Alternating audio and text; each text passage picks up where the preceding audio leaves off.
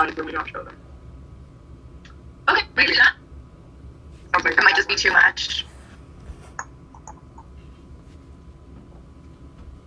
Slow computer. All right, so what I will do is I will send you out the link for the series, and you can look on it if you want. To the chat.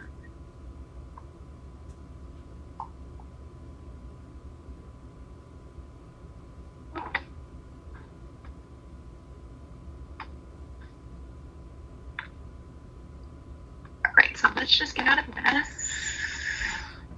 All right, is that any better? That sounds better? Okay.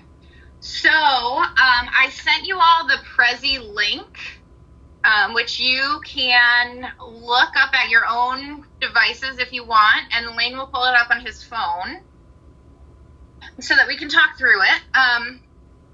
But if we just wanted to go around and share a story about, a memory about Harry Potter that we remember, or if we don't, a memory about our faith. And just to highlight, and you can talk or you don't have to talk, but I will mute myself, and then when you're ready to talk, you could just go ahead and unmute yourself and share either your favorite story about your faith or Harry Potter.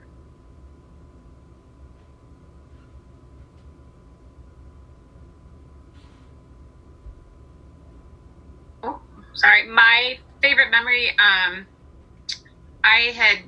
the time I heard about them, I was at my first teaching job, and we were in the teacher's lounge, and there was a teacher who was talking about how they were the devil's books, and they should be banned and burned, and Christians shouldn't read them, and I was like, really? So I immediately went out and bought one, because I was like, why are you so against this book? It's just a book, like, get over it. And then I was instantly hooked. But my favorite memory is definitely that I read them to Kenneth. It was his bedtime story growing up. And so I read the whole series to him. It was many, many hours, but it just brings back wonderful memories for me. Do you want to share your favorite? Probably watching the movies. And just and when you got the movie trunk? I got the trunk of movies. That's awesome. Very nice. All right. Anybody else have a favorite Harry Potter memory or a favorite faith memory? So my favorite. So I honestly really haven't been into the books that much, but I've watched the movies and I've really enjoyed the movies. But one of my favorite memories of the books is that Amanda is super into it, and we were we were together. We weren't married yet, but we were going on our first rag bride together as my family and everything like that. Cool. So she was going to be one of our drivers, and as we were going to the first town to get started, we had to stop at this big truck stop that had a Maid-Rite in it. And she had to buy the newest book. Like, that was her whole plan. The whole time was to make sure she had the book so she could read it. So we all got our Maid-Rites and she got our book. So, and it was the last one in the series, and so she had to get, like, a hardback book. It was just, she had to have it. So that's one of my memories that I remember. And then also, my first introduction to it was in an American Lit class that I was taking for my teaching degree, and we had to read the first Harry Potter and then do kind of a review about it and things like that. And so that was the first time I really had to read it, and I read it, and I was like, it's interesting, but it never really spurred me into reading the rest of them because it was so big. Yeah. But I do enjoy the Harry Potter movies, and every once in a while I'll pick up the book and kind of read through it. And we tried to read through it as a family, but it got really distracted, and it was hard. It's hard. But yeah, the Maid-Rite and had to get the book was probably one of my favorite. That's very funny. Moments. Anybody else? I would say my favorite memory is Andrew and I read the books together, so we would kind of read them as we went together, and I made him promise me that he wouldn't watch any of the movies until we had book started the books after the movies started coming out. So, and then watching the movies with him, and then going to the theater and watching them in the theater. The ones That's that awesome. when we were able to. So that was the fun part I enjoyed with it.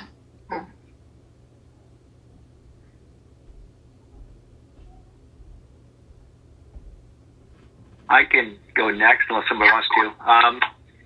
Amy and I got into the books, I think shortly after the second book came out. And Eric was maybe 3 years old, 3 years old. And so we'd be at the public library a lot. And of course, Harry Potter was everywhere at the public library. Yeah. So we thought, well, let's go take a look at it. And we went to go see if we could check it out. And I think the library had 20 copies, but a waiting list of 3 months to read those 20 copies. So luckily, we got the books of the Science Fiction Book Club of all places. Okay. And it was one of those where we would we had to, I don't know how we decided who got to start to read the books first, but it was one of those where we'd be reading before bed. Next thing we know, it's 3 o'clock in the morning. Oh, well, just one more chapter. And, I have to wake up for work in an hour. Oh. I lied. But, yeah. But I'm with Michelle and Kathy, and favorite memories are really about reading these to the boys in bed. And we used to do a lot more card trips to go see grandmas and grandpas. And we would always have the online or the audio version of that cool. narrated by Jim Dale. So, a lot of fun. So. That is so good. If you don't like reading the books, try the audiobooks. They're amazing. Yeah. Jim Dale does a great job. My memory that I didn't share in the video was I was like one of those kids that like went to every single midnight launch, and like I bought the book, I went home, and I didn't sleep until I finished it. And I'm a quick reader, so I could do that. But the very last book, my mom was at a church retreat, and my boyfriend at the time, maybe it was the sixth book, my boyfriend at the time was going to Costa Rica, and he invited me to go see his sister. And my dad said no.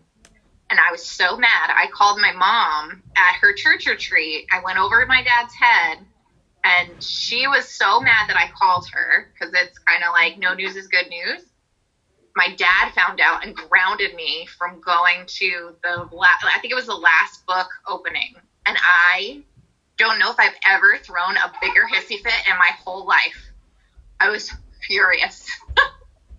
And I finally threw, and I'm like 16, I threw the biggest hissy fit ever, and he finally let me go, because I was like that mad.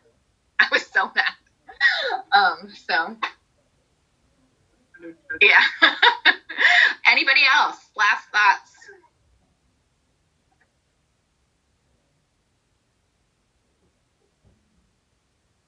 That way? Yes. Okay. Go ahead. Okay. I will say that I've only read the first book. I've watched all the movies, but only read the first book.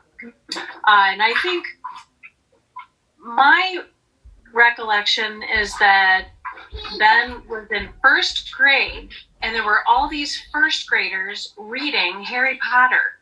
And I thought, like, what is a first grader? You know, you're 6 years old. What are you going to get out of reading this chapter book? Okay, maybe you can you can pronounce them, but I cannot imagine much was processed at that point. But Ben got through it, and a bunch of kids read the book, and I guess so. That's kind of my main memory. And then I think we too also had the rule that you had to read the book before you could go see the movie. So we did go through that. And I think you've ended up you've reread the books later. And I remember you saying things like, oh my gosh, now that makes so much more sense, you know, where certain things just kind of went right over his head. Charlie. So, yeah, that's my memory, I guess. Charlie. Awesome. Well, So, like I kind of mentioned, we'll probably stay closer to the books. But if you've seen the movies, that's totally fine. I think we'll go along. Everything's really right about the movies, but they are missing some plot points. But I don't know whether we'll talk about the big one. But we won't talk about Jeeves. So what we are looking at today is we're looking at specifically my old book does this. This is my very first Harry Potter book. So it has my maiden name in it. So it's well loved. So what we're looking at today specifically is the first 5 chapters of how Harry kind of discovered what is going on in this world.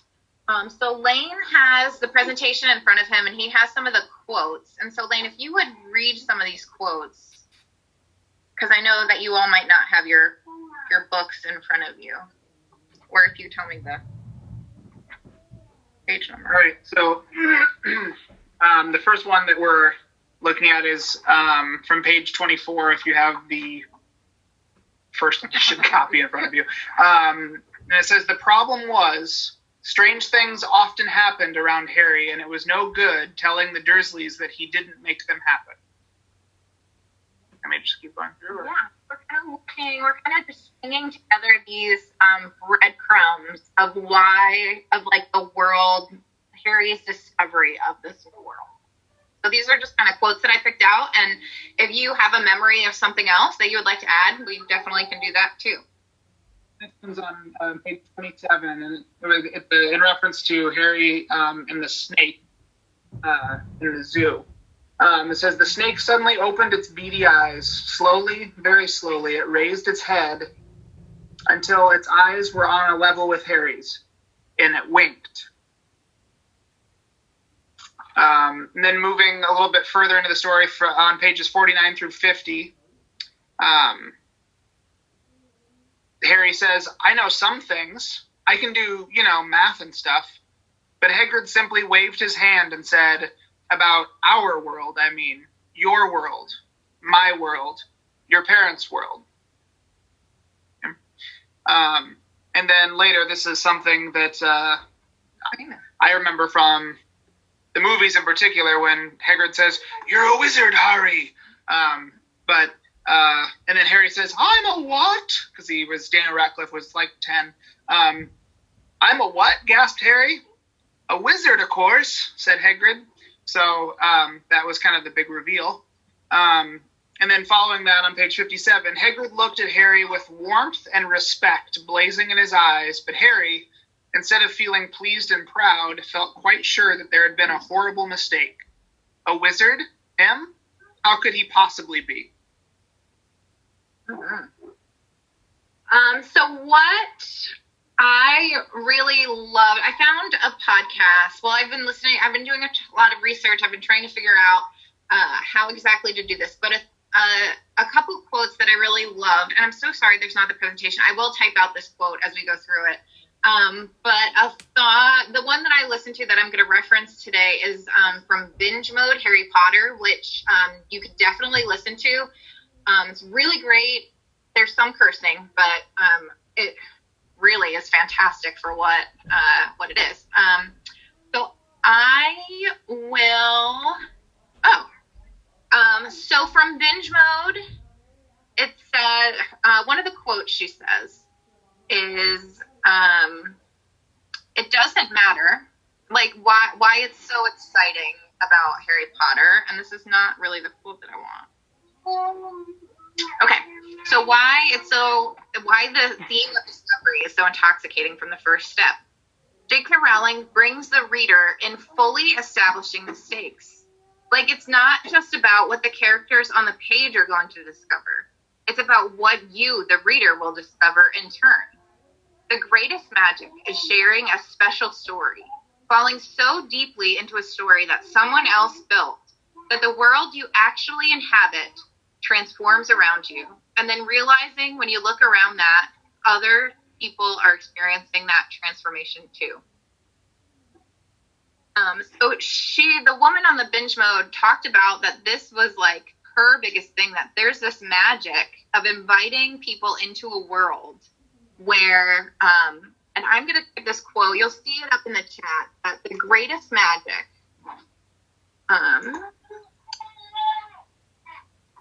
is sharing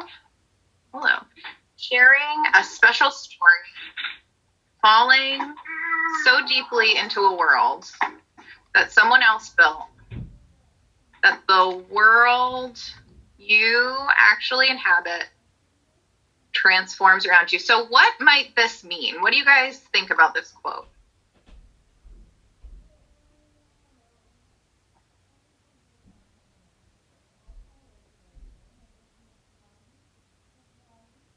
So a thought that I've had, and I've had this in other books too, not just with Harry Potter. Yeah.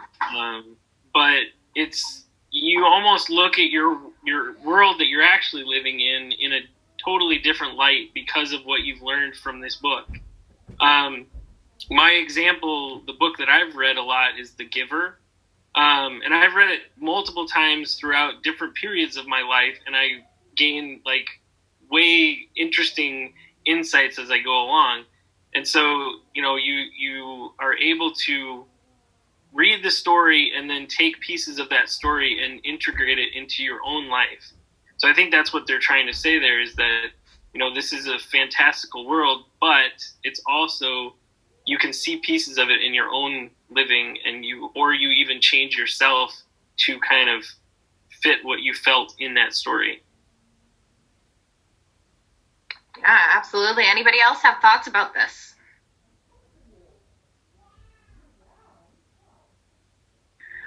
I was going to say, for me, obviously she did such a wonderful job creating the world and telling the story that I spent a lot of time as a grown-up walking around knowing, hey, I'm a muggle, but kind of looking out the corner of my eyes, is this, is that person in a weird hat, is she, or I knew that wasn't the case, but you kind of just half hoping that was the case. Lord of the Rings was kind of the transformative book from my childhood, and I spent hours and hours with atlases and maps and globes looking for Middle Earth because I was convinced it was here somewhere. But yeah, J.K. Rowling's world, she did the same thing. Where's that wall that I can run through and hit the train station? Yeah, good luck with that. Michelle already found it. Yeah, she's there. And so when I read this, and this is like when you're in church and somebody asks you like what the story's about, and you say Jesus, and it's kind of like the free answer that's always right. When I read this, since we're talking about this in the lens that we are, if you read this? No, that's the last part. Okay, never mind. Pretend like it's not about church. We'll get to it. But how might this quote, thinking back to like the quote Layne said about Harry and him discovering this new world, and really we hear that Harry is like neglected and he's abused and he's forgotten about and he lives in a cupboard, and it's not a good life. And so when we get these kind and loving people who are going to describe even a snake that looks at him, and it's the very first compassionate look that he has in his whole life at 10 years old, how might this quote apply to Harry as he is discovering this new world around him?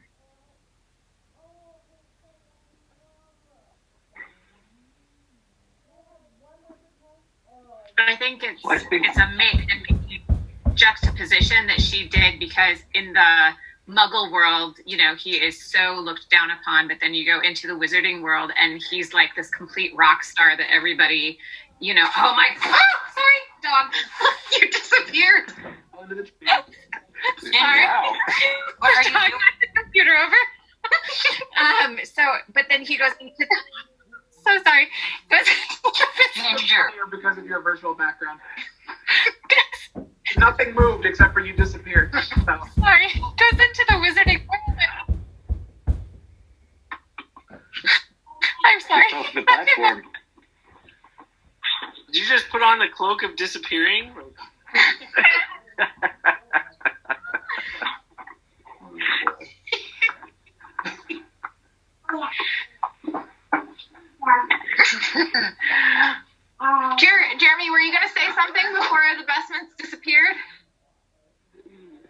No, I just think, well, you know, the beginning of that book, and of course the beginning of every book when Harry's with the Dursleys, you just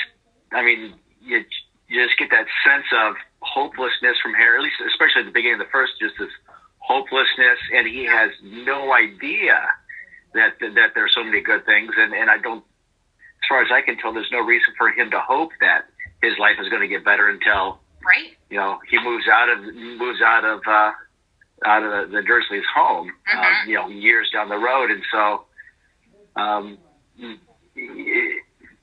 guess it's kind of that, at least in my mind, kind of showing, well, maybe there are, you may think that there's no hope or you see no opportunities or whatever, but, you know, there's this whole other world hopefully out there.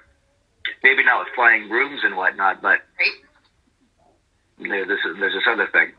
Yeah. Well, I think kind of going off of that, like when I was growing up, I loved being at home, and I had a good home experience. So there wasn't this like I loved Harry Potter, and I liked creating the idea when I walked down the street that there was another world I might stumble into. But when I think about that in particular that you mentioned just now, Jeremy, like the idea that we start this book in, like, he's away from school and then he goes to school. That's like the thing that he looks forward to. There's so many students, like, think about the student that I work with as a paraeducator who, like, he's not in like an abusive house or anything like that, but he's still, the magic that he looks forward to is when the summer's over. And because he likes being at school and he likes being, you know, immersed in that different world of learning and stuff. And I'm, you know, it's as exciting as American history is. It's not as exciting as potions, but there is like an element of that. It's just really relatable to see these really human things put on Harry as a young boy. I think there's a lot of people in the world in bigger or smaller ways that are going to hear that story of him being, you know, put in those situations and then just seeking that release, that safety, or that hope in school or in whatever else that might be for people. So I think it's kind of interesting.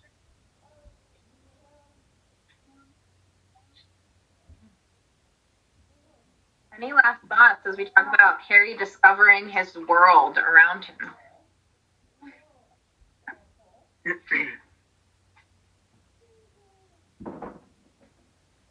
All right, now we're going to turn to Revelation, which is not only a book in the Bible, but it is Revelation, the way that we discover things, the way that we learn things.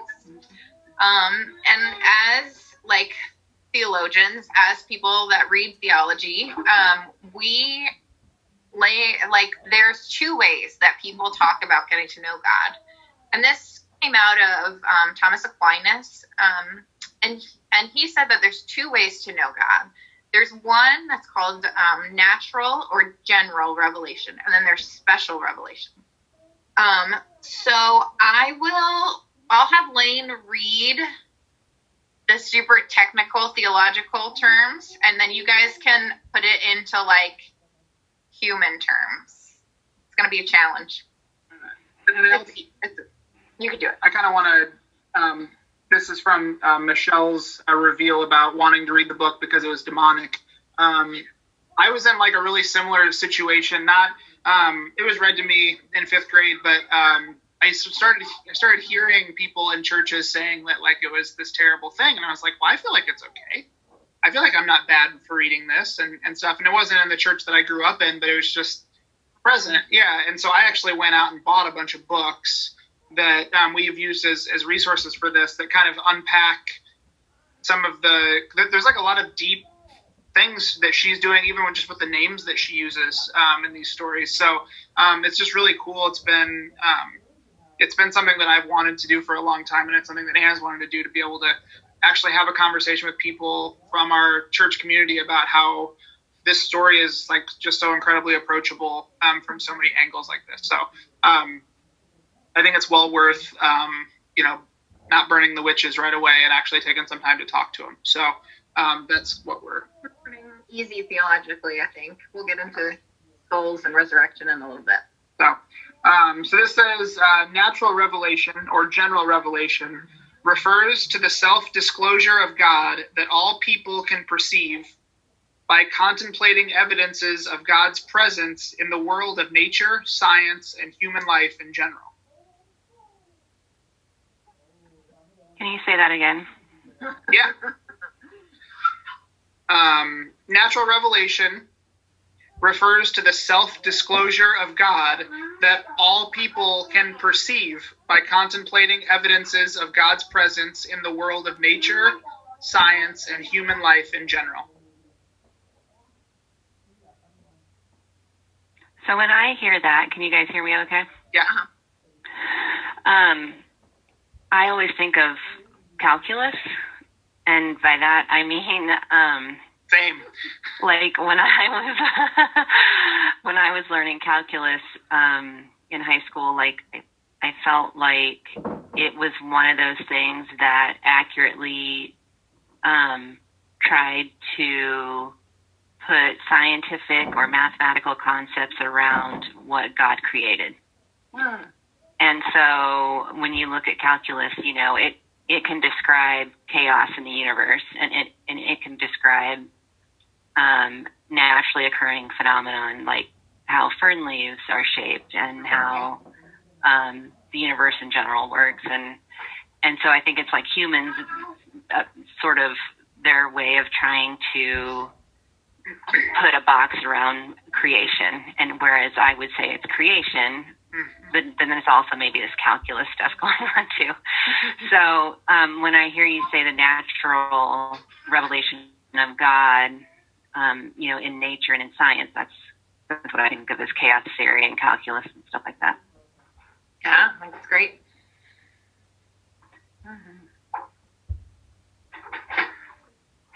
I think another thing that I kind of got from that is, you know, you're able to see God in the nature that, like, you know, you're sitting on a beach and you see the sunrise, or you sitting on the beach and see the sunset, or you're sitting in the woods and you hear the birds and you can kind of feel the breeze on your face, and you're kind of taking that all in and how that was created. And like, you know, is there a higher power that put all these things together? Because I mean, if you think about it, like a bird flying it's kind of a miracle in itself, and the leaves, the way they absorb the sun, and all of those, there's order to all of that.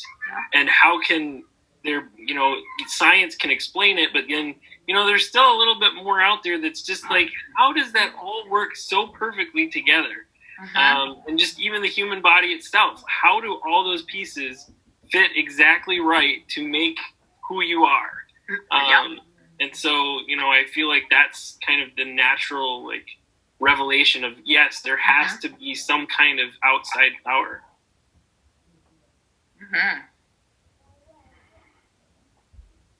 Any other thoughts about what this might mean before I go like theological?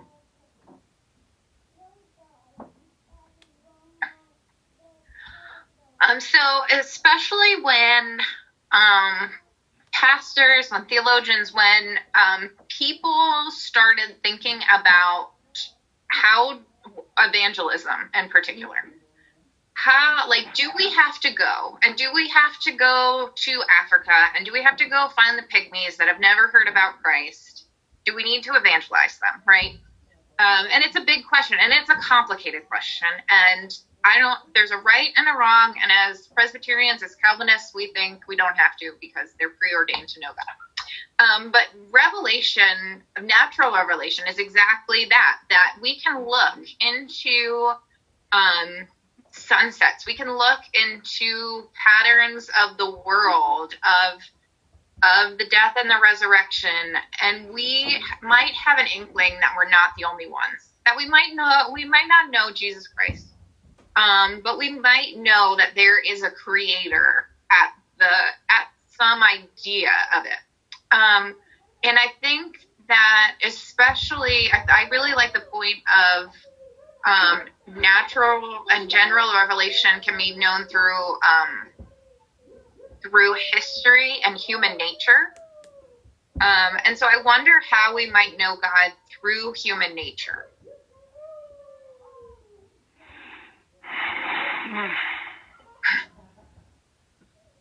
I'm stumped.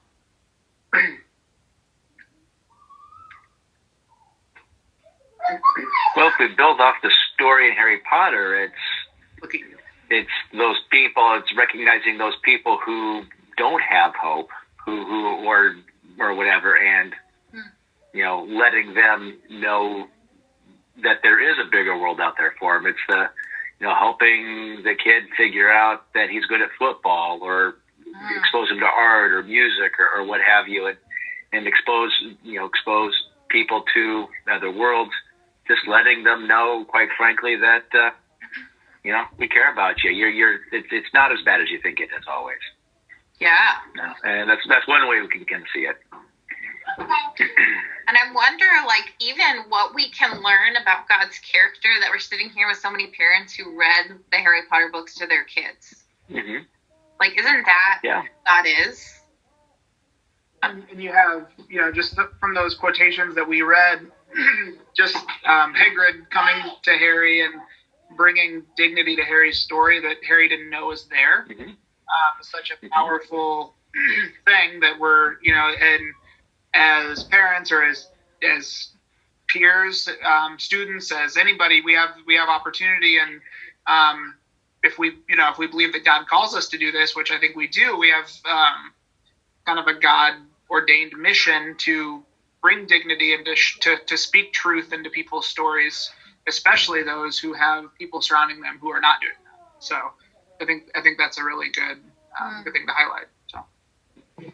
Yeah, and I would say also that I believe there's a little bit of the divine in everybody, and so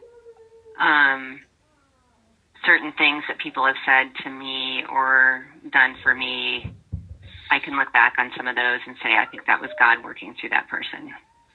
Yeah.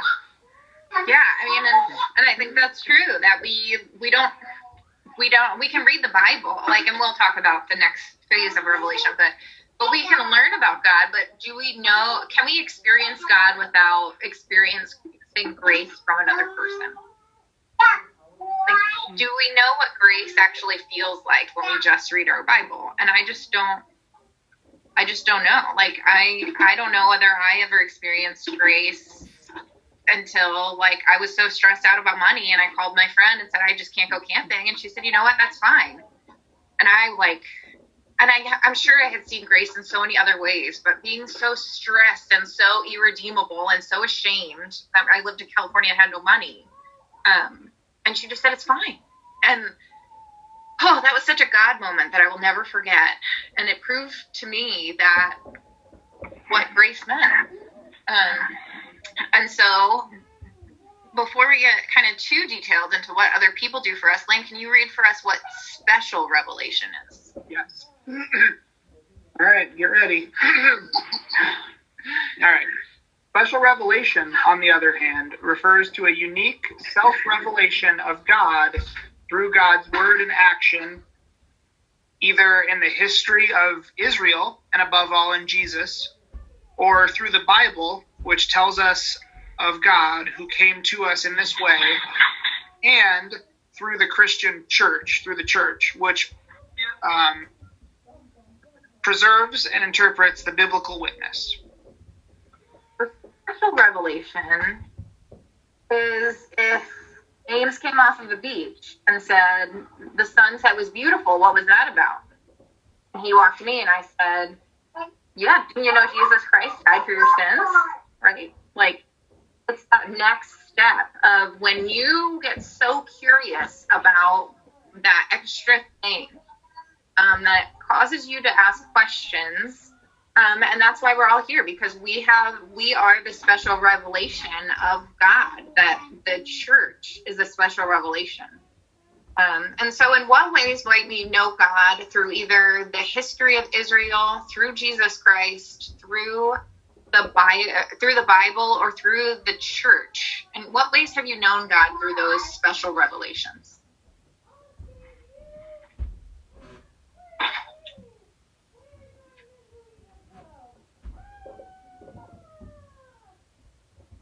Well, I guess, similar to what Ames was saying earlier about rereading The Giver at different points of your life. I've definitely had that with reading the Bible. I mean, the same verse, I can read it 100 times, and depending on what's going on in my life, it's going to say something different to me, speak to me in a totally different way. And I often think of, like when Jesus was talking to the disciples and they were, he's trying to explain God and Jesus and the Holy Spirit, or God and Jesus, and he says, there's just things that you can't understand right now. It's just too complicated. I cannot explain it right now, but I'm going to send you the Holy Spirit, and the Holy Spirit will continue to work among you. And I always think about that because I feel like every time I read the Bible, the Holy Spirit is saying something different. I feel that way during church services, that sometimes it's like God is actually talking to me through the service, that it's just like, well, how did you know I needed to hear that right then, and it's really impactful. Yeah. Yeah, I tend to know it's a good service if I'm squirming a little bit and uncomfortable, and I'm like, yeah, I don't really want to agree with that, but I don't probably have a choice, do I? Nope. Okay. Yeah, it's a lot. It's a lot of God saying, "No, Jeremy, you need to go this way." I think I'm always surprised by ways that I have things weirdly revealed to me, which sounds a lot more cryptic than it actually is. But like I had 4 years of seminary classes, and I think the most impactful class on religion that I had was at the University of Iowa, taught by a agnostic professor. Did not have a faith, and my class was filled with a bunch of kids who were super Christian, and they were like really. The professor said, like, well, there's 4 gospels, and they all none of them tell the same story.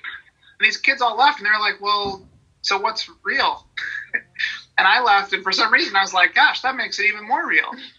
Because afterwards, if I asked 4 of you guys to report on what the heck this class was about, you'd all say a bunch of different things. And that's fine. That's real. If you all said the same thing, then it would be clear that we were paying you to be here. And that's not what we're doing for most of you. So that was something that just always stood out to me. It was like, I didn't need to be told that it was like, I didn't need a Christian to say, hey, this stuff is true. I needed a person who wasn't a Christian to challenge it and let me sit in it and to think about what humans would do in response to that. And I feel like that kind of opened that door for me to engage faith with doubt and with questions instead of trying to think of it as just an absolute. So I think one of the things that with special revelations, I think for me at least, they've come afterwards. Like, you realize what was happening after it happened. Like, you might be in a situation where you just have no direction, and then couple years later you look back and you're like, well, it seems like we ended up where we were supposed to be at this moment. And so I think those special revelations come maybe even after that moment that you were struggling with. And you can look back and say, wow, I was really, everything that lined up just perfectly for me to be right here. And so we've had a lot of those moments, Amanda and I, just looking back, we're like, how did we get to this moment? Well, we can kind of see a path that we took, and there's no other explanation to it than we were led in that direction. I mean, that's why Layne and I are sitting right here, right? Like, I had a ridiculously embarrassing moment, and we got married, and then we both love Harry Potter, and we're here with you all. So that makes sense to me. We got married for this moment. We've been waiting for you all. As Severus Snape would say, oh, we are in trouble, aren't we? Was that him in the movies? I don't know. Alan Rickman? Anyway. I do love him. Yeah, so what about maybe, like, who was a special revelatory In the book. In the books. And Harry Potter. Is that a real word? Revelatory? Revealer. Ah, that's much better. I kind of like all the syllables. Hagrid. Hermione jumps out. Yeah, go ahead, Hagrid. I heard Kenneth. Kenneth said Hagrid, yeah. Tell us about Hagrid. Why was he the special revelator? Because he was the first one who introduced him to the Wizarding World. Yeah. Great. I think that's probably right. I think we'll see Hermione. I think we'll see Ron. I think we'll see a lot of people kind of open up. We'll see Dumbledore. We'll see a lot of people. Dumbledore definitely, I think, is... Yeah. He's behind the scenes a lot, and you can feel his presence always there, kind of leading Harry in the correct paths, even though Harry feels like he's just wandering the woods. But you can tell that he's there, kind of pushing him in the right direction. Yeah. One that sticks out to me is, and you don't really kind of see it till the end, but Snape. I mean, you see his path and his guidance through the whole movies or through the whole book. Once you get to the end, and then you see it all, how it all comes together. Yeah. And that's one reason Amanda has told me I need to read the books more, because Snape has a bigger part in the books than he does in the movies. And, the big reveal at the end of the movie, I'm like, what? I was kind of thrown off, but Amanda was like, I knew it was coming. Right. It is a masterful writing from J.K. Rowling.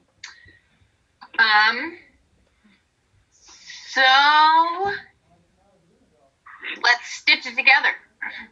How does Harry's revelation of, as Hagrid said, his world parallel how we might discover God and faith?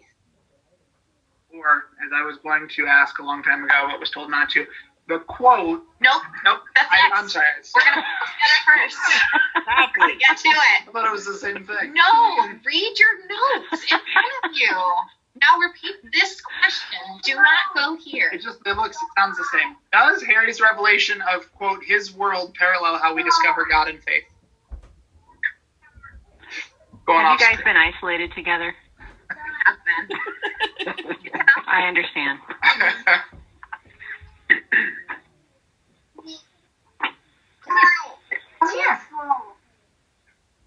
My theory, his revelation compared to ours, it kind of just smacks you in the face at times. It catches you off guard and surprises you in various ways that you're not anticipating. I think Harry's an outsider, a misfit, and that's who Jesus preached to are the misfits and the outsiders, and not the people who came from, royalty like Draco and the Bloods. Yeah, absolutely. And we'll talk about that next week, which I think is really important. Sorry, I didn't read my notes, Anna. No, it's okay. Come on, Michelle, don't ask the questions. That is not a spoiler yet. I think it was, especially as we read this first 5 chapters, the discovery, like this general revelation of Harry, of J.K. Rowling saying that weird things happen to Harry. His hair grows out when Aunt Petunia cuts it. Dudley is bullying him. He ends up on a roof. His shirt grow too small. Is that one of them? He talks to a snake out of nowhere, and he gets upset, and the glass disappears. All these things are super weird, and he's like, generally and weirdly naturally, these things are naturally happening. And then Hagrid walks in and says, "This is why you're a wizard, Harry." This is why. And then as we go into the series, we'll hear about special revelation. We'll hear about how Harry goes to school, to a special school, how he goes to, he buys his books, he goes to Diagon Alley, he learns all these things that are specially for his world. And so I think this is exactly how our faith works. We have these kind of weird things, these general, naturally occurring things that lead us to ask questions about what is special about our world. All right. So, Layne, what is our next question? You have to know.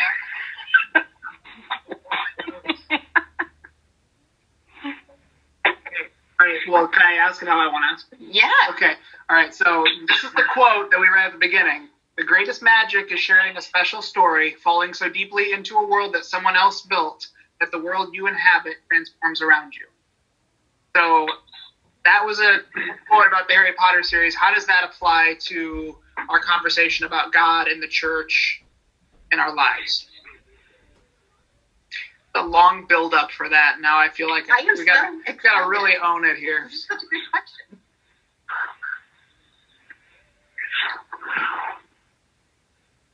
Flowers, rainbows, Okay. just magic. They are these magical things that God has created for us. So when I walk outside and I look at it, and this is kind of like a poet, like all these like romantic era poets that write about how childlike innocence gives us this like idea that there's just 10,000 daffodils out the window. How cool is that? And then when we grow up, we go through this like terrible deconstruction of the world, and we look at it and we go, those flowers give me allergies, make me sneeze, and they suddenly don't have that appeal to them. So, but I think you're right. Like if I go outside and look at this nice like sunset thing that's happening now, and I understand that it's about something bigger, and there's something bigger going on than just two large orbs like spinning around each other, or just to stop and think about how insane that is. There's a lot of like revelation that's happening there, and it makes my story, and it connects me. And that's one of the things that, for me, I'm going to give a longer answer because I've been waiting for this. I think being in quarantine is tricky in some ways because it's harder to tell a larger story. It's harder to read our larger stories when we're not with each other to like partake in each other's stories.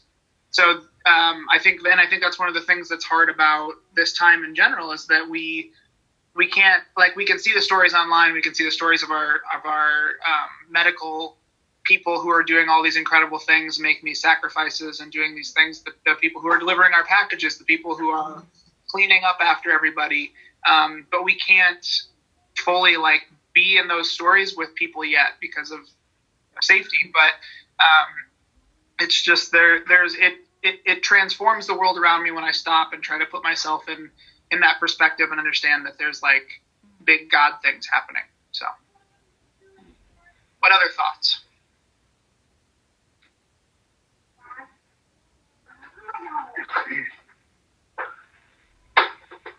I think maybe to build off of some things that Michelle said earlier about being transformed by worship services, and Laura being a different person every time, or getting something new out of the Bible every time, which I added on being a different person every time she's reading the Bible. Being part of the story transforms us, and therefore transforms the way we interact with the world and the way that our expectations and, reading Harry Potter or the Bible should help us look for those misfits, assuming that we're not misfits ourselves, but find those misfits and help them understand that they're a wizard too, if you will. They're special and all of those things. So less about transforming the world, but transforming us within the world. Yeah. Yeah, I think there's a point. I think there's a moment of revelation where Harry was told that he's a wizard, but then I was told that I was a child of God, right? That there is a bigger story that we are each a part of, that, like this quote says, that somebody else built. That we have a Bible of Israelites that like were in the desert for 40 years because I am as stubborn as they are. Like, and that's my story. I was the person that cheered for Palm Sunday, and I was the person that said crucify him, right? I was the person in hiding for because I didn't want to be crucified like that Jesus was, because he was a troublemaker. And I was the one that didn't believe the women, when they came and they shared. And all those stories tell me something deeply significant about the world around me, that I can know the story of Easter, and I can understand why the world has, like, then the seasons don't seem so hard when I say that Jesus died and he was resurrected. And right now we're experiencing the death of winter and the resurrection of spring. And naturally and specially, I see those as revelation. And I think that we all share this special story. We go to church every Sunday and we hear, or we don't, we go to church online every Sunday, and we hear Sam Massey, Hagrid himself, say, "You're a wizard" to us over and over.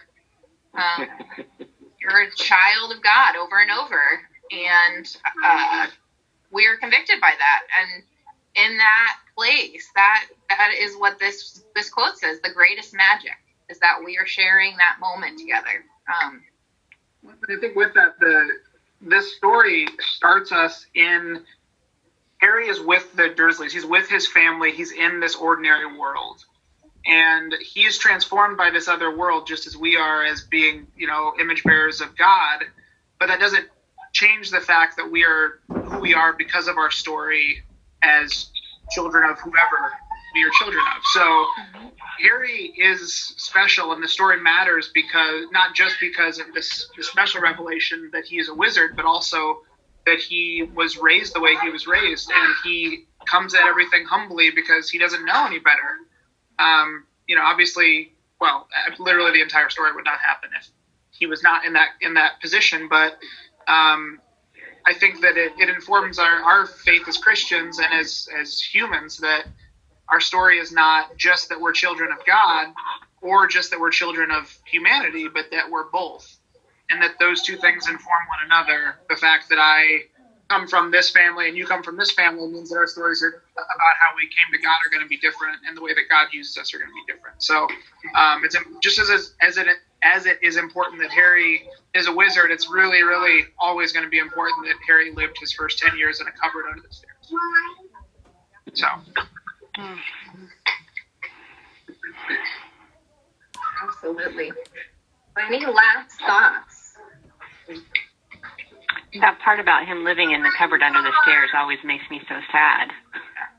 And I started rereading book 1 this week, or started last week, or whenever this whole thing started, because I knew we were going to be talking about it. Yeah. And I was again reminded, it's so sad that they put him in a cupboard under the stairs. So your point just now about how that has meaning in and of itself is a really good way of looking at it.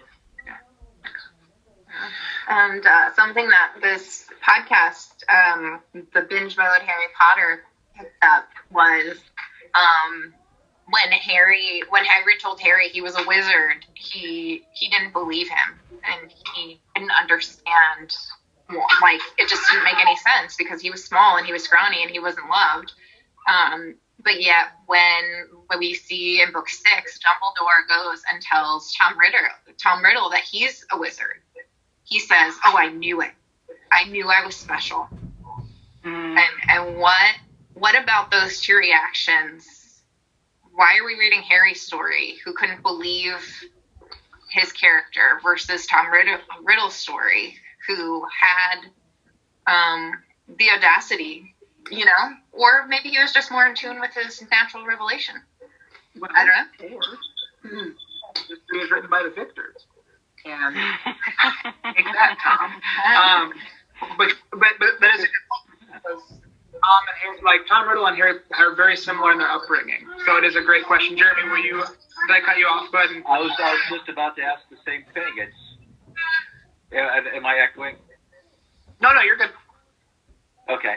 Yeah, I was just going to go where you were going, which was, Tom Riddle should have had the similar background, and he could have had that humble background too. But so makes me wonder and want to explore what was different about the two.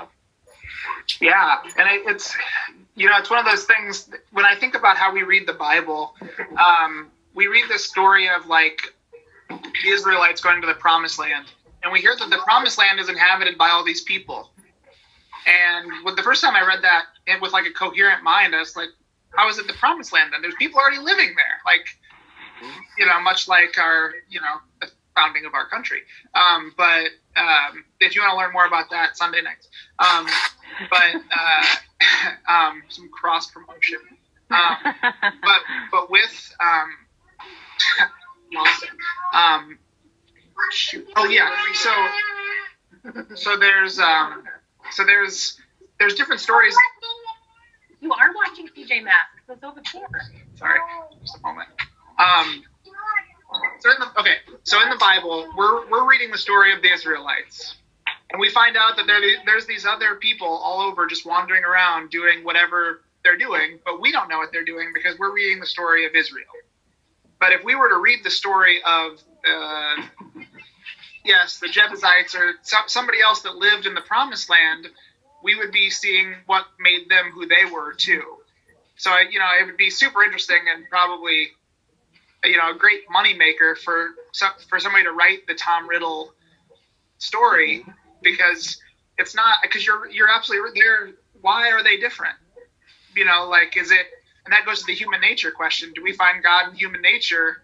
Is the difference between Harry and Tom just the fact that one of them is a bad egg? And are we, as Christians or as believers, as people who are told to care about the other, to just listen to that and say, well, I guess some people are irredeemable? Is it predestination? Well, I don't want to talk about that. So I think it's a great question, but I think it's also an idea of just like we do have to understand that we are grounded in the story of Harry. And so when we get these little side stories, they're just to build on Harry's story, much like when we're reading the Old Testament, we're reading the story of Israel, and everything on the side is to tell the story of Israel more. So that's just kind of my connection between the two. Yeah. But I think it's really worth pondering. I think it's really a good question. So we'll leave you with that. The posture that we accept this great magic that is sharing a special story, whether that is our faith or just the Harry Potter series. I think it's a great question. What is our faith? What is our humility coming to something so great and so big that is life-changing, whether it's just a magical story or whether it's a faithful story? So next week, we are going to be looking at book number 2, Harry Potter and the Chamber of Secrets. And we're going to be looking at it with a social justice lens, because I think it's really important. We're going to be looking at the faith concepts of freedom, oppression, and prejudice. Because it's not necessarily racism, but we got a lot of house elves, got a lot of mudblood hating as the Chamber of Secrets is opened. Coming up, we will look, as we must, at Horcruxes and do Christians have souls? We'll look at resurrection. I think that we have to have a conversation about predestination in this series. I think we'll probably take a cross look at chosen family versus birth family from maybe an LGBTQIA perspective. Any other topics that are burning in your hearts and souls that you want to talk about? One of the things, Sounds good. Oh, go ahead, Jeremy. What'd you say? Sounds good. Oh, Just saying that all sounds good. This is just my, I can't bury it kind of thing, but I got, what I took away when I read all of those books, because I tried to find books that said, Harry Potter is the devil, too, and I tried to read those. They didn't go great, but what I took away from the ones that I read, and it really stuck with me, are just, looking for these themes that happen in every book. And we're going to talk about it more later, but just, whether you're rereading or you're just reflecting, just be mindful of when there's moments of revelation. Be mindful when there's moments of all these things that we're kind of touching on. But the big one, the one that I just totally, the first, when I read it, it just made me drop the book. Just resurrection happens in Harry Potter, more than any other thing. So just be looking for that. That's something we're going to talk about more later. But Week 7 at yeah. the very last, because Layne is so excited about it, and you know how I like when Layne gets excited. She's keeping me around for 6 weeks so I can have the darn conversation. Because the best resurrection is week 7. 8. So it's tricky. But there's just little things like that made this world so important to so many people, I think, but also so foundational for people who are trying to understand faith in a different way. Like, it's like a totally different angle on tackling things like this, but it's just so approachable, and so you're so tied to the characters that it becomes this familial experience. So I don't think.